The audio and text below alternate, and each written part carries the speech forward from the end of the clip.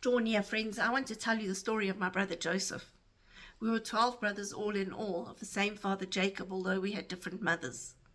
I am Judah, brother number 4, while Joseph was brother number 11, firstborn son of Rachel, our father's favourite wife, and therefore highly favoured by our father and doted on in love and affection, which drove my brothers and I to such jealousy and such envy of him.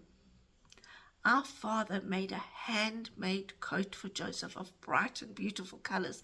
And Joseph used to walk around in this coat, drawing it around him, saying, "This coat is a sign of my love, my father's love and affection for me, keeping me warm and comforted." And we were so enraged by jealousy because of this.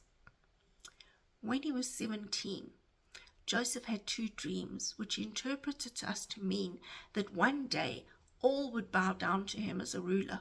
And we thought this absolutely preposterous. How can this be? We laughed it off and thought no more of it. One day, we were out in the north, far from home, tending flocks where there was grazing lands to be held. And our father sent Joseph to come and check up on us and our well-being, because we'd been away from home for quite some time. We saw Joseph approaching and came up with a plot to kill him, to be rid of him once and for all, and not have to be bothered by him ever again. Reuben, however, our oldest brother, said, "Hang on, guys, let's rather throw him in the pit nearby and leave him to the elements, that whatever happens, happens, and we won't have his blood on our hands." So we took him out of his coat and tossed him into the pit, and just then a band of Midianites came along on their way to Egypt, and I thought this was a perfect opportunity to sell Joseph to the Midianites for 20 pieces of silver and pocket a bit of coin. So that's what we did. Reuben, however, then realized, hang on, what are we going to tell Dad? We're going to come home without Joseph.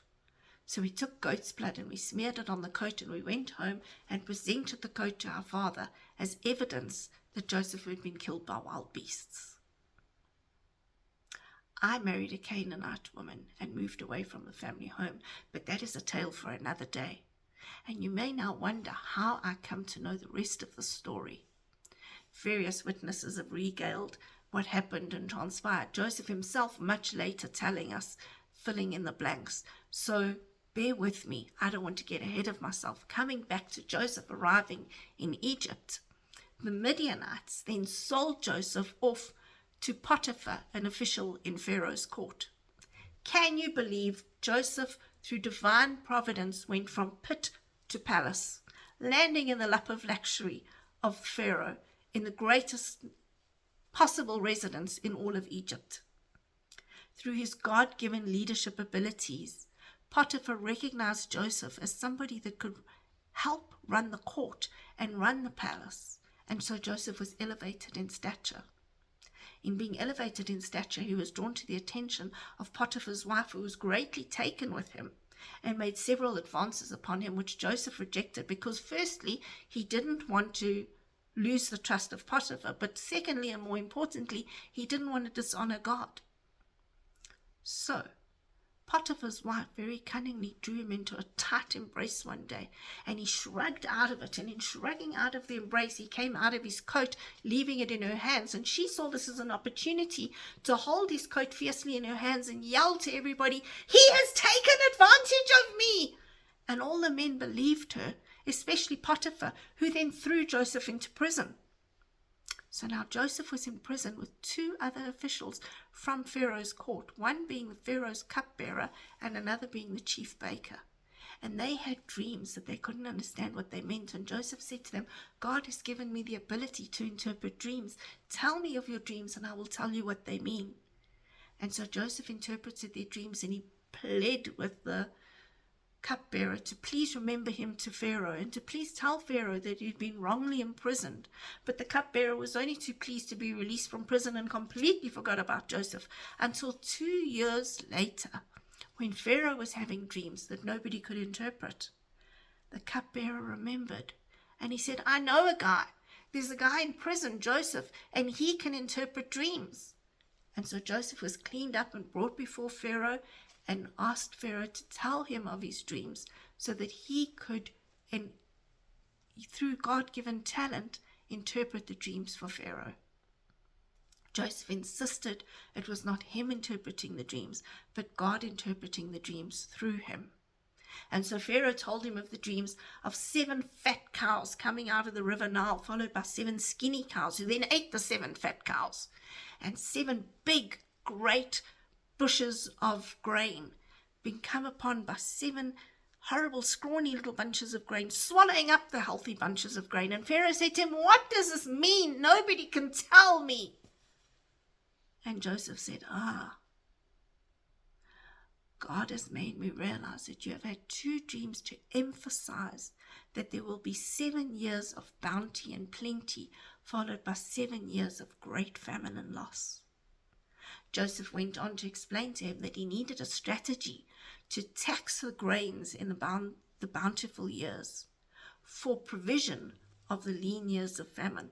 And the Pharaoh was so impressed by the strategy and plan of Joseph, so he immediately took his ring off his finger and gave it to Joseph and bestowed upon him fine clothes and a gold chain, gave him an Egyptian name, gave him an Egyptian wife, and gave him a gold chariot, and said to him, "You will go across the lands running this taxation program for me." And so Joseph was further elevated through divine providence to second in charge to Pharaoh, ruling over the land of Egypt. For the 7 years, Joseph did his job very well. And when the 7 years of famine came, Pharaoh was so impressed by how much grain he had amassed in the storehouses that he asked Joseph to please run this program of now selling the grain to the people who were coming to buy. We as brothers went to buy grain as instructed by our father. Of course, we didn't recognize Joseph. He had an Egyptian name. He spoke Egyptian. He was in all these fine clothes. He was a ruler in the palace over all of Egypt. We didn't realize he was our brother Joseph of all those years ago. But Joseph recognized us. And Joseph knew who we were. And Joseph subtly devised a plan to gain more knowledge about our father and about us, and tried to see, had we changed from when he knew us many years before, and the trials and tribulations that we had brought upon him. And he asked of Benjamin, our youngest brother, who was at home with our father, and he wanted Benjamin brought before him. And so we went home and we said to our father that this is what needs to happen. We need to take Benjamin. And our father didn't want us to take Benjamin, but we had to. And so we took Benjamin, and bringing Benjamin, I pled with him. And I said to him, "Yeah, we all are." And he revealed himself to us as his brother Joseph.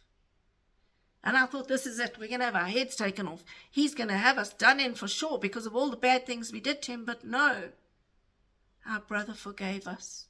And our brother showed us immense love, and our brother was overjoyed to be reunited in relationship with us. Now, friends, through the story, let's remember God's divine providence. Let's remember God's plan to take Joseph and his people out of where we were living and into Egypt. Let's remember Joseph's example of honoring God in all things and recognizing that the blessings that come upon us are not through our own doing. And it's not about the material goods. It's about God blessing us because we honor him in all things, in recognition of our talents and in all that is bestowed upon us. Have a good day.